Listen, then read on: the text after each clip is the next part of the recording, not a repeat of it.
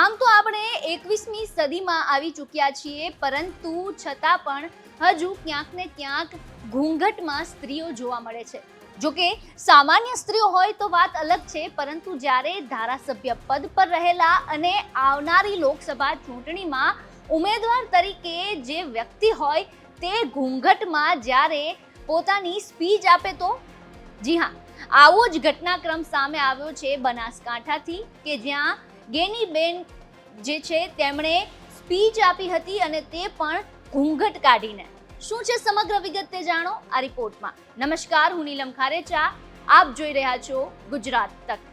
લાંબી લાજ અને હાથમાં માઇક લઈને વડીલોની સભામાં સ્પીચ આપતા આ બીજા કોઈ મહિલા નેતા નહીં, પરંતુ કોંગ્રેસથી વાવ વિધાનસભાના ધારાસભ્ય અને બનાસકાંઠા લોકસભા બેઠકથી કોંગ્રેસના ઉમેદવાર ગેનીબેન ઠાકોર છે. હવે તમને સવાલ થશે કે આ શું, આ રીતે ઘૂંઘટ કાઢીને ગેનીબેન ઠાકોર કેમ સંબોધન કરી રહ્યા છે? તો આપને જણાવી દઈએ કે બનાસકાંઠાના દિયોદરમાં આવેલું કોતરવાડા ગામ છે તે ગેનીબેન ઠાકોરનું સાસરિયું છે. અહીં સભાનું આયોજન હતું, તો સાસરિયામાં સભા હોવાથી લાજ કાઢીને ગેનીબેને સભાને સંબોધન કર્યું.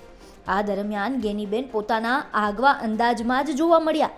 ઘૂંઘટ સાથે ગેનીબેને ન માત્ર કોંગ્રેસની પ્રશંસા કરી, પરંતુ ભાજપને પણ આડે હાથ લીધી હતી. શું કહ્યું છે તેમણે, સાંભળો.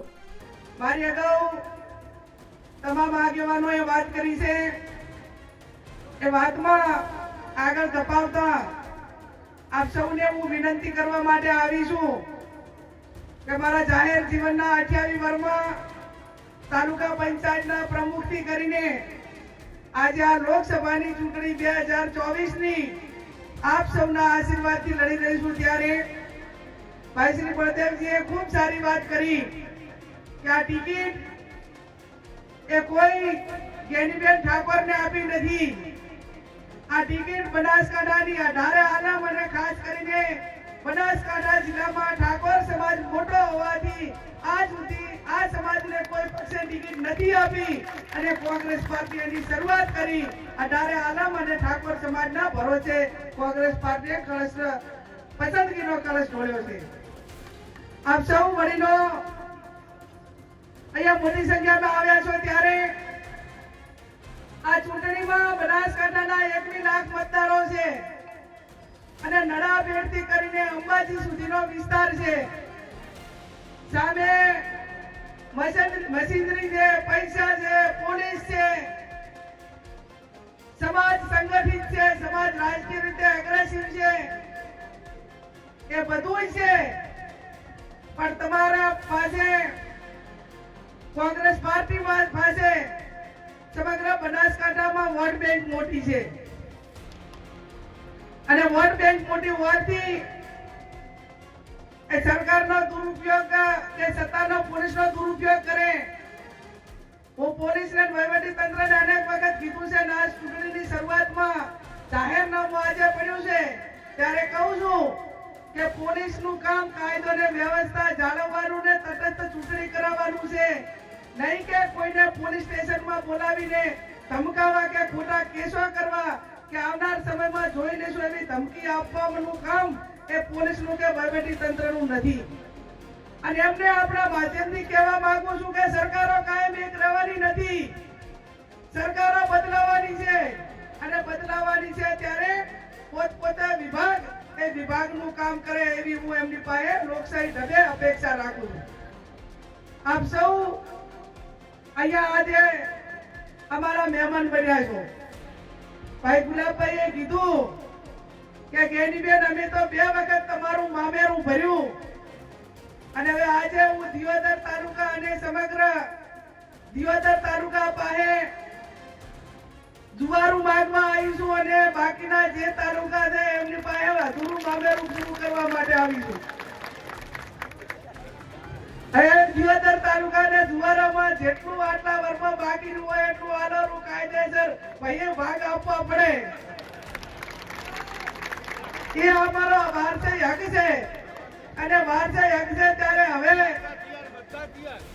એ હકની અંદર કે પાછા નહીં રહો ને. ભાવની જનતાએ તો કુવાસી હોવા છતાં 20 વર્ષથી ત્યાં હાજરી છે.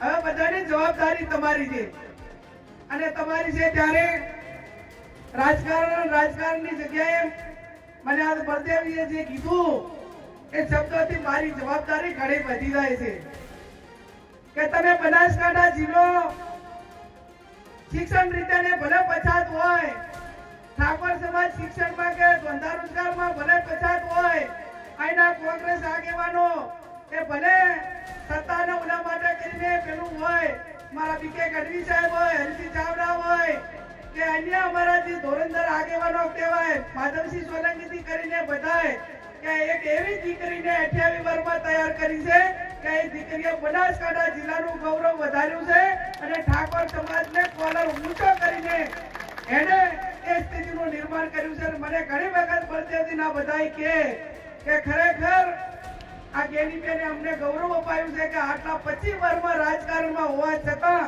એ ચાહે વાડા પાણી હેઠ નથી આવી અને કોઈ સમાજનો ઠપકો નથી આવ્યો.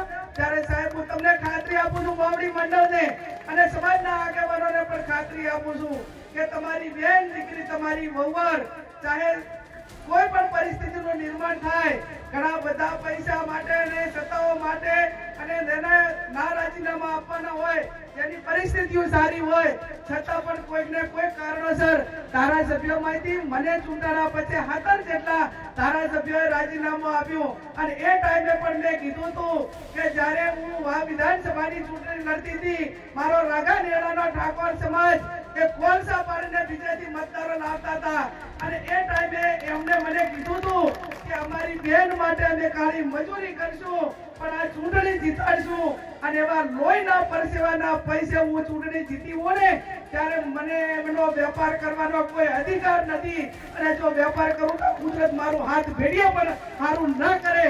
અને જ્યારે મારી જવાબદારી છે કે જે પાર્ટીમાં કે જે સમાજે કે જે મતદારોએ મોટી કરી હોય એમને મોટા કરવાની જવાબદારી મારી છે. બનાસકાંઠાથી આ સમાચાર મોકલ્યા હતા અમારા સંવાદદાતા પરેશ પઢિયારે. આપનું શું માનવું છે સમગ્ર મુદ્દાને લઈને અમને કોમેન્ટ બોક્સમાં જણાવો. સાથે જ લોકસભા ચૂંટણી અંતર્ગત તમામ સમાચાર માટે જોતા રહો ગુજરાત તક. ફરી મળીશું નવા વિડીયો સાથે. નમસ્કાર.